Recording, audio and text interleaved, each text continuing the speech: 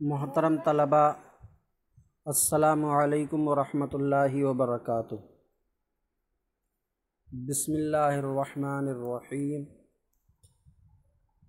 الحمد للہ رب العالمین، والصلاة والسلام علی محمد سید المرسلین وعلی آلہ واصحابہ اجمعین۔ اللہم افتح علینا حکمتک وانشر علینا رحمتک یا ذا الجلال والاکرام۔ عزیز طلبہ، اس سے پچھلے سبق میں ہم نے لفظ کی تعریف یعنی لفظ کسے کہتے ہیں، اور موضوع کی تعریف یعنی موضوع لفظ کسے کہتے ہیں، اور لفظ موضوع کا دوسرا نام کلمہ، اور مہمل کی تعریف یعنی مہمل لفظ کسے کہتے ہیں، مثالوں کے ساتھ پڑھا تھا۔ امید ہے کہ یاد کر لیا گیا ہوگا۔ آج کا ہمارا سبق کلمہ کی 3 قسمیں ہیں، یہاں سے رہے گا۔ تو آپ نے یہ پڑھا کہ موضوع لفظ کو کلمہ کہتے ہیں، معنی دار لفظ کو کلمہ کہتے ہیں۔ اب آپ اس معنی دار لفظ پر غور کریں اپنی اردو میں، تو اسے کئی طریقے کا پائیں گے۔ مثال کے طور پر ہمارے سامنے یہ کتاب ہے، تو لفظ کتاب کو لیں تو لفظ کتاب سے ایک چیز سمجھی جا رہی ہے، ایک چیز کا یہ پتہ دے رہا ہے جس کو ہم پڑھتے ہیں۔ اور لفظ اللہ کو لیں، لفظ اللہ یہ کلمہ ہے، معنی دار لفظ ہے، اس کو لیں تو یہ ایک ذات کا نام ہے۔ ایسے ہی محمد، لفظ محمد کو لیں، لفظ محمد کو لیں تو لفظ محمد ہمارے آقا و مولا صلی اللہ علیہ وسلم کا نام ہے، یعنی یہ ایک شخص کا نام ہے۔ تو لفظ محمد سے ایک شخص سمجھے گئے صلی اللہ علیہ وسلم، اور لفظ کتاب سے ایک چیز سمجھی گئی۔ اور مکہ، مدینہ، یہ 2 معنی دار لفظ ہیں، موضوع ہیں، کلمہ ہیں، ان سے جگہ سمجھی گئی۔ اور گھوڑا، کتا، بلی یہ معنی دار لفظ ہیں، کلمے ہیں، یہ ان سے جانور سمجھے گئے۔ تو معنی دار لفظوں میں کچھ ایسے ہیں جن سے کسی شخص کو جانا جاتا ہے جیسے محمد، کچھ ایسے ہیں جن سے شہر جگہوں کو جانا جاتا ہے جیسے مکہ مدینہ، اور کچھ ایسے ہیں جن سے ایک چیز کو سمجھا جاتا ہے جیسے کتاب، اور کچھ معنی دار کلمے ایسے ہیں جن سے جانوروں کو سمجھا جاتا ہے جیسے گھوڑا، کتا، بلی وغیرہ۔ تو یہ کئی قسم کے ہو گئے۔ اور کچھ لفظ ایسے ہیں جن سے کسی کام کا ہونا یا کرنا سمجھا جاتا ہے، اور ساتھ میں زمانہ بھی پایا جاتا ہے، زمانہ بھی سمجھا جاتا ہے۔ جیسے جیسے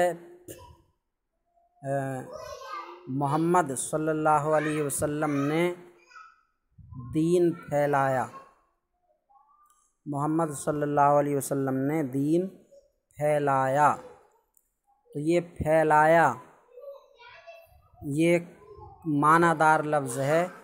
اس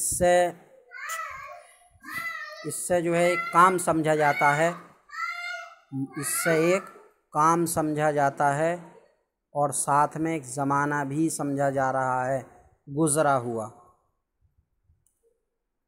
ایسے ہی یہ کتاب پڑھائی جا رہی ہے، یہ کتاب پڑھائی جا رہی ہے، تو پڑھائی جا رہی ہے یہ بھی ایک معنی دار لفظ ہے، کلمہ ہے۔ اس سے ایک کام سمجھا جا رہا ہے اور ساتھ میں زمانہ بھی سمجھا جا رہا ہے، موجودہ وقت۔ اور یہ کتاب کل بھی پڑھائی جائے گی، تو پڑھائی جائے گی یہ بھی ایک کلمہ ہے، معنی دار لفظ ہے، جس سے ایک کام سمجھا جا رہا ہے اور ساتھ میں زمانہ بھی سمجھا جا رہا ہے آنے والا۔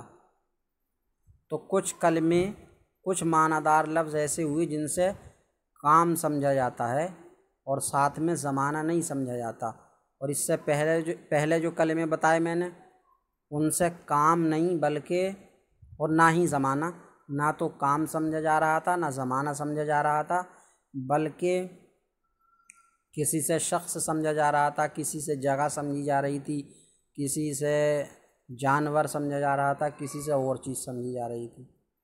اور کچھ لفظ ایسے ہیں جو اپنا معنی خود سے نہیں بتاتے بلکہ اس میں کچھ جوڑنا پڑتا ہے، تب جا کے ان کا معنی پتہ لگتا ہے۔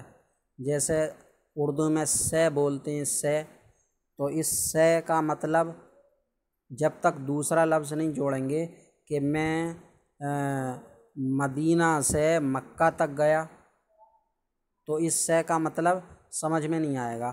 اب جب سے کے ساتھ مدینہ جوڑا ہم نے اور کہا کہ مدینہ سے مکہ گیا، تو اس سے کا مطلب اب سمجھ میں آیا کہ اس سے کا مطلب ہے شروعات، ابتدا، یعنی میرے جانے اور چلنے کی شروعات، ابتدا مدینہ سے ہوئی اور ختم ہوئی مکہ پہ جا کے۔ تو اس طریقے سے یہ بہت ساری قسمیں بنتی ہیں، تو ان میں ہر قسم کا الگ الگ نام بھی ہے، تو آپ اس کو نام کو سمجھ لیں۔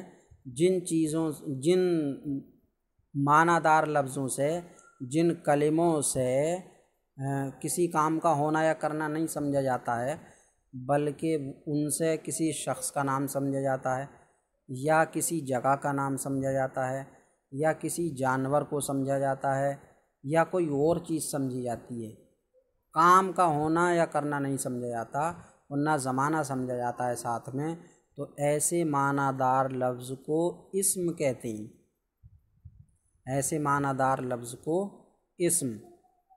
تو اب اسم کی تعریف کیا بنی؟ اسم وہ معنی دار لفظ ہے یا وہ کلمہ ہے، اسم وہ کلمہ ہے جس سے کسی شخص یا کسی جانور یا کسی جگہ یا کسی اور چیز کو سمجھا جائے، اور جس کلمے سے، جس معنی دار لفظ سے کسی کام کا ہونا یا کرنا سمجھا جاتا ہے اور ساتھ میں زمانہ بھی سمجھا جاتا ہے، اس کلمے کو، اس معنی دار لفظ کو فعل کہتے ہیں۔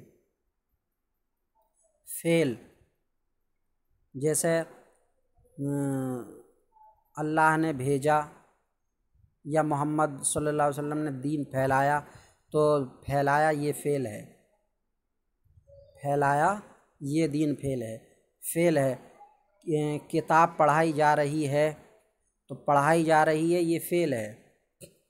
اور جو کلمہ اپنا معنی خود سے نہیں بتاتا بلکہ دوسرا لفظ جوڑنا پڑتا اس میں، تب جا کے معنی بتاتا ہے، جیسے کہ سے تھا یا تک تھا، میں مدینہ سے مکہ تک گیا، تو ایسے معنی دار لفظوں کو جو دوسرا لفظ جڑ کے معنی بتائیں ان کو حرف کہا جاتا ہے۔ اب جب یہ آپ سمجھ گئے تو آپ کتاب میں دیکھ لیں، کلمے کی 3 قسمیں ہیں، اسم، فعل، حرف۔ اسم وہ کلمہ ہے جس سے کسی شخص یا جگہ یا اور کسی چیز کا نام معلوم ہو۔ جانور کا نام نہیں لیا، کوئی بات نہیں ہے، کسی شخص، جگہ یا کسی اور چیز میں آ جائے گا وہ، جیسے مکہ، مدینہ، اعظم گڑھ، کتاب، قلم، کرسی، حامد، محمود۔ تو تعریف میں کہا گیا کہ وہ اسم وہ کلمہ ہے جس سے کسی شخص، تو شخص کی مثال کیا ہے؟ شخص کی مثال ہے حامد یا محمود۔ اگر یہ مثال میں ان دونوں کو سب سے پہلے رکھ دیتے تو ذرا بہتر ہو جاتا، کیونکہ اسم کی تعریف کرتے ہوئے انہوں نے پہلے شخص ہی کو رکھا ہے کہ جس سے شخص معلوم ہو۔ تو حامد اور محمود اگر پہلے آ جاتے تو بات اور بہتر بن جاتی۔ حامد اور محمود یہ دونوں معنی دار لفظ ہیں، کلمے ہیں، ان سے شخص سمجھے جاتے ہیں۔ اور اس کے بعد میں ہے جس سے شخص سمجھا جائے یا کسی جگہ، جگہ مدینہ، اعظم گڑھ، ٹھیک ہے، یہ مدینہ، اعظم گڑھ۔ اور اس کے بعد میں ہے کسی اور چیز کا نام معلوم ہو، تو اور چیز کا نام معلوم ہے، کتاب، قلم، کرسی۔ جانور ہو، گھوڑا، کتا، بلی، یہ چیز میں آ جائے گا۔ تو اسم وہ کلمہ ہے جس سے کسی شخص یا جگہ یا کسی اور چیز کا نام معلوم ہو۔ تو یہ سب مکہ، مدینہ، اعظم گڑھ، کتاب، قلم، کرسی، حامد، محمود اسم کہلائیں گے۔ مکہ کلمہ ہے، اسم ہے، مدینہ کلمہ ہے، اسم ہے، اعظم گڑھ کلمہ ہے، اسم ہے، کتاب کلمہ، اسم، قلم کلمہ، اسم، کرسی کلمہ، اسم، حامد کلمہ، اسم، محمود کلمہ اور اسم۔ فعل وہ کلمہ ہے جس سے کسی کام کا ہونا یا کرنا سمجھا جائے اور اس میں زمانہ بھی پایا جائے۔